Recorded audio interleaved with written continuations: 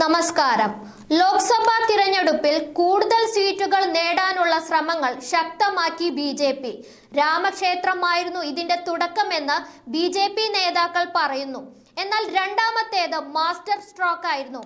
നിതീഷ് കുമാറിന്റെ വരവോടെ ഇന്ത്യ സഖ്യത്തിന്റെ അടിത്തറ തന്നെ തകർന്നുവെന്നാണ് ബി.ജെ.പിയുടെ വിലയിരുത്തൽ. നിലവിലെ സാഹചര്യം ബി.ജെ.പിക്ക് അനുകൂലമായി കൊണ്ടിരിക്കുകയാണ്. നിതീഷിന്റെ വരവോടെ ബീഹാറിൽ വൻ മാർജിനിലുള്ള വിജയം എൻ.ഡി.എ ഉറപ്പാക്കിയിരിക്കുകയാണ്.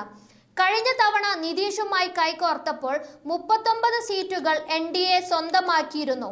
ഇത്തവണ അത് ആവർത്തിക്കാൻ സാധ്യതയേറെയാണ്. ബി.ജെ.പിക്ക് ഈ തിരഞ്ഞെടുപ്പിൽ മുൻതൂക്കം നൽകുന്ന നിരവധി ഘടകങ്ങളുണ്ട്. ആദ്യത്തേത് നിതീഷിന്റെ മാറ്റം തന്നെയാണ്. ഇന്ത്യ സഖ്യം നിലവിൽ വരാൻ തന്നെ കാരണം നിതീഷാണ്. സഖ്യത്തിന്റെ ദൗർബല്യവും കരുത്തുമെല്ലാം കൃത്യമായി നിതീഷിന് അറിയാം. ഇതിനു പുറമെ ഇന്ത്യ സഖ്യത്തിൽ ഐക്യമില്ലായ്മ വലിയ പ്രശ്നമാണ്. കോൺഗ്രസുമായി തൃണമൂൽ കോൺഗ്രസ്, ആം ആദ്മി പാർട്ടി എന്നിവർക്കൊന്നും ഐക്യമില്ല. ബീഹാറിൽ കോൺഗ്രസ് വേണ്ട ഇടപെടൽ നടത്തിയിട്ടുമില്ല. ആർ.ജെ.ഡിയിൽ നിന്ന് കൂടുതൽ സീറ്റുകൾക്കായി വിലപേശൽ കോൺഗ്രസ് നടത്തിയേക്കും. പക്ഷേ അത് ആർ.ജെ.ഡി നൽകുന്ന കാര്യം സംശയമാണ്. നിതീഷിന്റെ മാറ്റം ഈ രീതിയിൽ കോൺഗ്രസിനെ ബാധിക്കാം. നിതീഷ് പോയതോടെ ആർ.ജെ.ഡിയുടെ കരുത്തു ചോരും. നിതീഷ് കൂടെ നിൽക്കുമ്പോൾ ഇവരുടെ അടിസ്ഥാന വോട്ടുകൾ ശക്തമായി മാറും. ഇനി ആ പേടി ബി.ജെ.പിക്കില്ല. സീറ്റ് വിഭജനത്തിൽ നിതീഷിനെ നിയന്ത്രിക്കാനും ബി.ജെ.പിക്ക് സാധിക്കും. എത്രയും പെട്ടെന്ന് നിതീഷിനെ സംസ്ഥാനത്ത് നിന്ന് മാറ്റാനുള്ള ശ്രമങ്ങളായിരിക്കും ബി.ജെ.പി നടത്തുക. അതിലൂടെ സമ്പൂർണമായ നിയന്ത്രണം ബീഹാറിൽ ബി.ജെ.പിക്ക് ലഭിക്കും. കഴിഞ്ഞ നിയമസഭാ തിരഞ്ഞെടുപ്പിൽ നിതീഷിനെ ദുർബലമാക്കിയത് പിന്നണിയിൽ ഇരുന്നുള്ള ബി.ജെ.പിയുടെ നീക്കങ്ങളായിരുന്നു.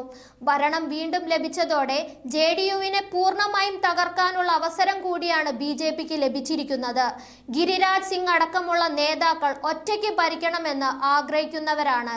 ഇത് ഉറപ്പായും ജെ.ഡി.യുവിനെ ദുർബലമാക്കുമെന്ന് ഉറപ്പ്. അതേസമയം ബി.ജെ.പിയുടെ നയപരമായ തീരുമാനങ്ങളിൽ ഇന്ത്യ സഖ്യത്തിന് ഒറ്റക്കെട്ടായി അഭിപ്രായമില്ലാത്തതും നേട്ടം എൻ.ഡി.എക്കാണ്. രാമക്ഷേത്രത്തിൽ തന്നെ എ.ഇ.പി. അതിനെ പിന്തുണയ്ക്കുകയാണ് ചെയ്തത്. കോൺഗ്രസ് ആർട്ടിക്കിൾ 370 പുനഃസ്ഥാപിക്കണമെന്ന് ആവശ്യപ്പെട്ടിട്ടില്ല. ഇടതു പാർട്ടികൾ മാത്രമാണ് അങ്ങനെ ആവശ്യപ്പെട്ടത്. ഇതെല്ലാം സഖ്യത്തിൽ യോജിപ്പില്ലെന്ന സന്ദേശമാണ് ജനങ്ങൾക്ക് നൽകുന്നത്. ഇത്തവണ ഭാരത് ജോഡോ യാത്ര പരമാവധി വിവാദമാക്കി വാർത്തയിൽ നിറയാനും രാഹുൽ ഗാന്ധി അടക്കമുള്ളവർ ശ്രമിച്ചിരുന്നു. അതും കാര്യമായി വിജയിച്ചിട്ടില്ല.